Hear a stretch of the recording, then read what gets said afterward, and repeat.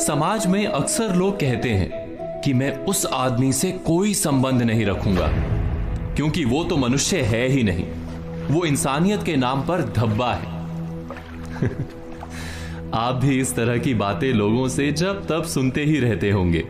मनुष्यता की आशा तो मनुष्य से की ही जानी चाहिए, लेकिन जब कोई मनुष्य मनुष्यता त्याग कर अमानवीय हो जाए तो उसे कैसे याद दिलाएं कि वो मानवता के महान मूल्यों का अनादर कर रहा है।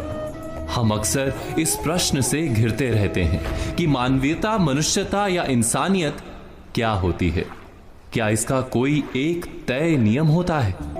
मोटे तौर पर मनुष्यता के 5 लक्षण विद्वानों द्वारा बताए गए हैं। पहला, कि जो दूसरों के दुख से द्रवित हो।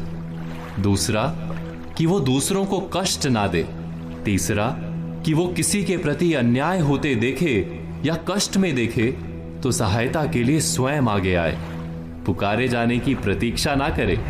चौथा, कि उसके मन में सबके प्रति सम्मान का भाव हो, यानी ऊंच नीच, अमीर गरीब, सेवक स्वामी, इन सब के आधार पर किसी तरह का भी भेदभाव मन में ना आए।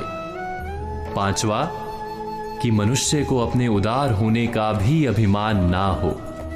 मैं इसी मनुष्यता को समझाने के लिए एक ऐतिहासिक सत्य घटना आपको बताता हूं। एक समय की बात है, महात्मा गांधी जी अपने निजी सचिव महादेव भाई देसाई के साथ रेलगाड़ी में यात्रा कर रहे थे। तब के समय में गाड़ियों में आज के जैसे पंखे या एसी का प्रबंध नहीं होता था। यात्रा से थके गांधी जी आराम करने के लिए लेटे थे और उनके सचिव महादेव भाई बापू की सुविधा के लिए सेवा भाव से हाथ के पंखे से हवा कर रहे थे। अचानक पंखा करते करते महादेव भाई कब सो गए उनको पता ही नहीं चला। कुछ समय के बाद जब महादेव भाई की नींद टूटी तो क्या देखते हैं, बापू उनको पंखा कर रहे हैं। महादेव भाई को बहुत वेदना हुई। वो बोले, बापू ये क्या कर रहे हैं आप? गांधी जी बोले, महादेव भाई, जितना आराम मुझे चाहिए उतना ही आराम आपको भी मिलना चाहिए। सुख और नींद पर आपका और हमारा बराबर अधिकार है।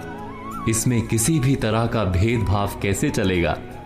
यह है मनुष्यता का एक उदाहरण, जिसमें व्यक्ति अपने पद प्रतिष्ठा के घमंड में ना पड़कर अपने साथ वाले किसी भी व्यक्ति को बराबर का मान दे, बराबर समझे, बराबर माने। तो आज कही बातों पर विचार कीजिए और कल की प्रतीक्षा कीजिए।